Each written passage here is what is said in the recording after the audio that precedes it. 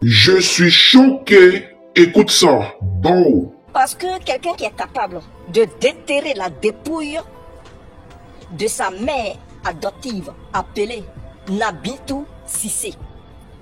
Pourquoi il a fait ça? Parce que ce que les Ivoiriens ne savent pas, beaucoup n'ont pas encore su que ce qui s'était passé avec Nabitou Cissé, c'est-à-dire le fait d'avoir vu Alassane Ouattara et sa bande déterrer Nabitou Cissé, il y avait un seul volet. Le volet de la révolte du peuple du Nord. Parce qu'il fallait créer quelque chose qui allait choquer les gens du Nord pour les pousser à se mettre du côté de Dramane Ouattara et soutenir la cause de la déstabilisation de Ouattara vis-à-vis, je dis bien vis-à-vis du pouvoir de Laurent Gbagbo. Parce que Ouattara, il ne s'est pas arrêté là, il allait très loin. Il a utilisé la religion en disant que non, les gens ne veulent pas qu'il soit candidat parce que tout simplement, il est musulman. Ça, c'était le premier volet. Secondo, il a utilisé l'ethnie. Il dit les gens ne veulent pas qu'il soit candidat parce que tout simplement, il vient du Nord.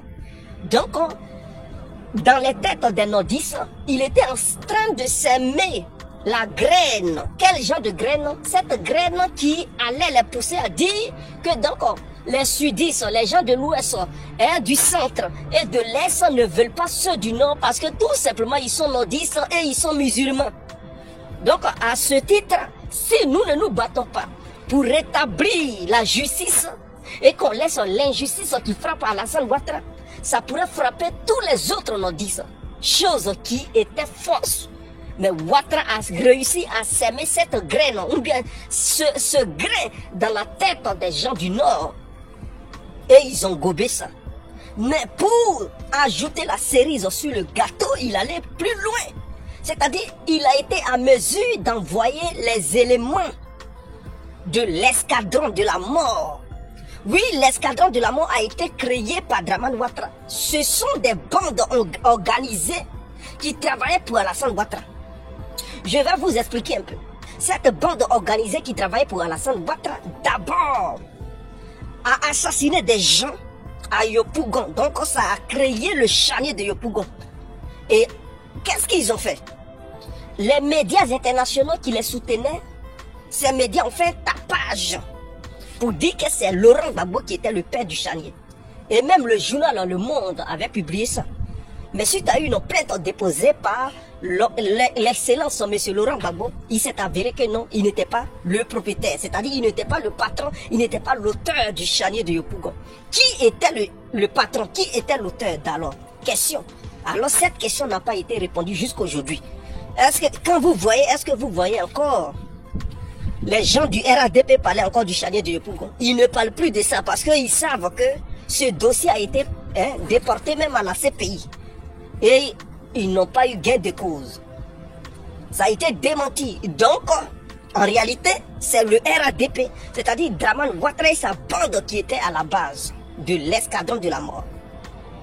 Donc, il a causé assez de choses, il a posé des actes pour choquer, pousser les gens du Nord et les musulmans de Côte d'Ivoire, ainsi que les étrangers qui vivaient en Côte d'Ivoire, à haïr le reste de la population ivoirienne. Mais il ne s'est pas arrêté là. Il a envoyé ses éléments de l'escadron de la mort à saccager la tombe de sa mère adoptive appelée Nabitou Cissé. Et il a utilisé ça comme propagande disant que les partisans de Laurent Gbagbo ont déterré sa mère, la dépouille de sa mère adoptive. Et donc lui, Dramane Ouattara, il ne laisse pas. Et ça a été quelque chose qui a choqué les gens du Nord et les Dioula de Côte d'Ivoire, ainsi que les musulmans de Côte d'Ivoire. Tout ça, c'était pour les pousser à se rallier à sa cause. Voici les différentes manipulations qu'il a fait.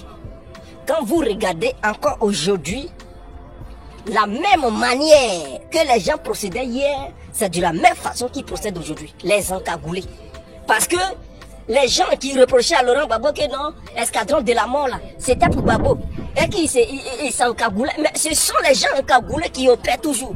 On dit il n'y a rien de nouveau sous le soleil. Ce qui a été, c'est ce qui sera. Donc, cette même méthode que Dramane Ouattara avait appliquée lorsque Gbagbo était au pouvoir. Et il accusait Laurent Gbagbo d'être l'auteur de ces gens qui enlevaient les gens, qui assassinaient les gens. Aujourd'hui, il applique les mêmes choses parce que c'est ce qu'il sait faire. C'est lui qui était à la base de l'escadron de la mort. Ce sont eux qui ont tué Camara H. Parce qu'il fallait cibler les grosses têtes du Nord. Tout ça pour choquer les nordistes, pour dire Laurent Gbagbo ne vous aime pas. Parce qu'il avait déjà semé cette graine dans les têtes des nordistes. Et donc, en ciblant les hauts cadres du Nord, en les éliminant un à un, pour mettre ça sur le dos de Laurent Gbagbo, les nordistes allaient soutenir Alassane Ouattara. Et donc, ils ont tué Camara H.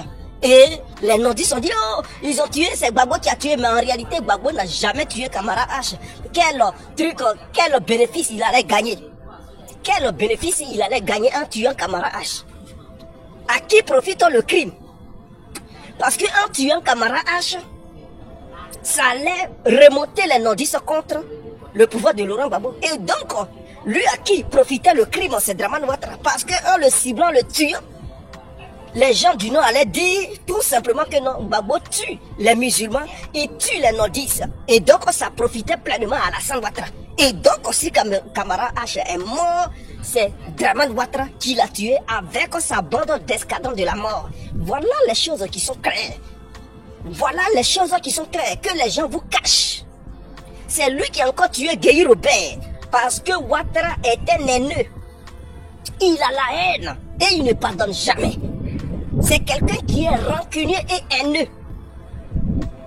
Quand le coup d'État s'est passé en 99, il pensait que c'est lui qui allait venir au pouvoir. Et quand Gueye Robert a pris la place de Ouattara, Ouattara n'a pas toléré ça. Et donc, quand 2002 est arrivé, et puis il a fait un nouveau coup d'État qui a échoué, il a profité pour éliminer Gueye Robert. Parce que pour lui, c'était un général qui allait lui faire encore barrage si Gueye n'était pas mort. À qui profitait le crime? Ça profitait à Dramane Ouattara. Parce que même la présence de Gueye Robert ne gênait pas Laurent Gbagbo à gouverner le pays. Et Gueye ne cherchait pas à prendre le pouvoir dans la main de Gbagbo. Mais qui craignait Gueye? C'était Dramane Ouattara. Parce qu'en 99, c'est Gueye qui l'a poussé hors d'état de nuit. Et donc, c'est Dramane Ouattara, la présence de Gueye n'arrangeait pas. Et donc, à qui profite le crime? C'est Dramane Ouattara. Donc, voici les panoplies de trucs d'actes posés par Dramane Ouattara. Et aujourd'hui, il continue encore. Les Ivoiriens doivent se réveiller. Parce que si c'est Laurent Gbagbo qui était à la base de tous ces meurtres, comme vous le dites, mais il allait rester à la CPI parce que tous ces dossiers ont été portés là-bas. Et vous savez que c'est Ouattara qui contrôle les services de renseignement.